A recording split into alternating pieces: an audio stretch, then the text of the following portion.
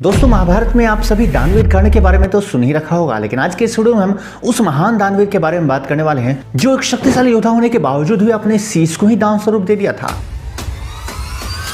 जी हाँ, हम बात कर रहे हैं भीम के पौत्र और घटोत्कच के वह वीर पुत्र बर्बरीक के बारे में, जो चाहते हुए भी महाभारत युद्ध में भाग नहीं ले सके क्योंकि आगे चलकर उन्हें तो हार का सहारा बनना था। दोस्तों, वास्तव में बर्बरीक और महाभारत युद्ध के बीच खड़ा था उनका ही द्वारा दिया गया एक वचन। यहाँ पर हम आपसे बता दें कि बर्बरीक, जिनके पास शक्तिशाली देवास्त्र की कमी नहीं थी, उनके पास 3 ऐसे शक्तिशाली बाण थे जो स्वयं माता जगदम्बा के द्वारा प्रदान किया गया था, और वो बाण जो महाभारत युद्ध को कुछ क्षण में समाप्त कर सकते थे।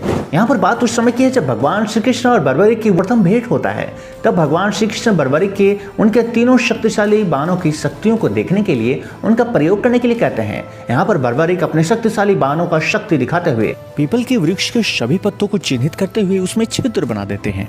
इसके बाद भगवान श्री कृष्ण बर्बरीक की प्रशंसा करते हैं और इसके बाद उन्हें स्मरण दिलाते हैं बर्बरीक के द्वारा दिया गया एक ऐसा वचन जो महाभारत युद्ध में एक बड़ी परेशानी ला सकती थी। जी हाँ, यहाँ पर बर्बरीक जो अपने माता को यह वचन दे दिए थे कि वे हमेशा निर्बल पक्ष का ही साथ देंगे। हालांकि बर्बरीक अपने महान व्यक्तित्व और बड़े हृदय को दिखाते हुए यह वचन दिए थे कि वे हमेशा निर्बलों का ही साथ देंगे, निर्बल पक्ष के साथ युद्ध करेंगे। पर भगवान श्री कृष्ण इस वचन को समझाते हुए बर्बरीक को यह कहते हैं कि वास्तविक रूप में शुरुआत में तो बर्बरीक निर्बल पक्ष होने के कारण पांडवों के पक्ष से ही युद्ध लड़ेंगे, लेकिन जैसे जैसे युद्ध के हालात बदलेंगे, बर्बरीक के शक्तिशाली बाणों से कौरव पक्ष में विनाश प्रारंभ होगा, तब कौरव पक्ष निर्बल पक्ष हो जाएगा। और यही कारण है कि बर्बरीक पांडव पक्ष को छोड़कर कौरव पक्ष में चले जाएंगे। इस प्रकार से पक्ष बदलते हुए बर्बरीक के द्वारा ही महाभारत युद्ध में यानी उस कुरुक्षेत्र में कोई भी जीवित नहीं बच पाएगा, न ही कौरव पक्ष और न ही पांडव पक्ष।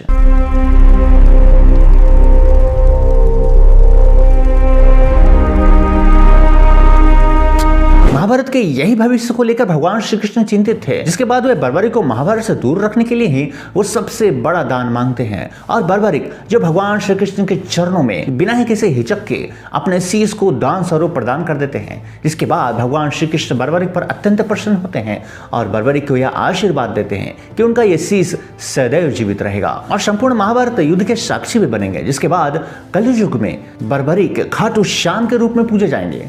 वो खाटू श्याम जो दुखियों को दूर करने वाले होंगे, जो हारे का सहारा होंगे, जो दीन दुखी भक्तों के समस्याओं को दूर करेंगे।